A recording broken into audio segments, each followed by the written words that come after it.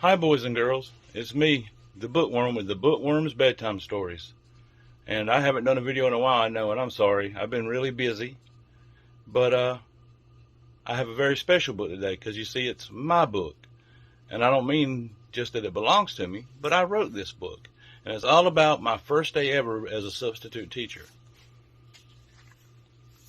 See, there I am on the back of the book with my biography. And so I hope you guys will enjoy it. This is a very special book. Shout out to my nieces, Jesselyn, Julie, and Rumor. Shout out to Della Duck, Ashy, and of course my #1 fan, Leola. How you doing, Miss Leola?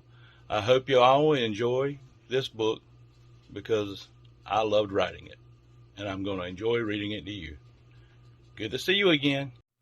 Mr. Raccoon the Sub, written by Daryl Coon, illustrated by Ada Horvath. A very special thanks to all the students, faculty, and staff at McCall Elementary Middle School for making me a teacher. The children in Miss Cat's class were not having a good day. They were not having a good day at all. It all started when Miss Cat did not show up for school because she had a terrible case of the sniffles. It got worse from there. The substitute teacher, Miss Fowl, was so mean. She snapped at the children and told one that they were just plain bad. Some children were crying, well, until the principal, Mr. Dog, said, "We are sending Miss Fowl home. You will have a new substitute teacher." Now the children were scared. Would this new substitute teacher be mean as well? That's when the door opened and a funny-looking raccoon walked in. He was wearing a Hawaiian flower shirt and had a smile on his face. The children held their breath and waited for the worst until the strange raccoon picked up the lion puppet from Miss Cat's desk. "I am Mr. Raccoon," he said in a funny voice. Then he looked to the lion puppet. "This is my friend, Lionel the Lion, and we're going to teach you about history." The children were shocked. They had never had a teacher or substitute like this before. Lily Ladybug raised her hand and asked, "Mr. Raccoon, why are you talking like that?" Mr. Coon smiled. "I have a British accent."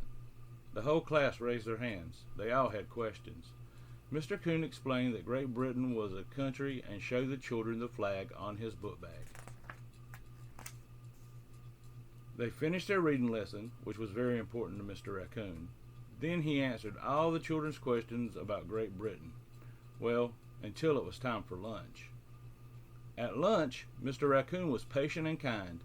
He opened their milks if they needed him to, just like Miss Cat did. They had yummy chicken and fortune cookies for lunch, and he read every single one of them and made jokes. The children were having a much better day. At recess, Mallory, Madison, and Maddox Moose all came to talk to Mr. Raccoon.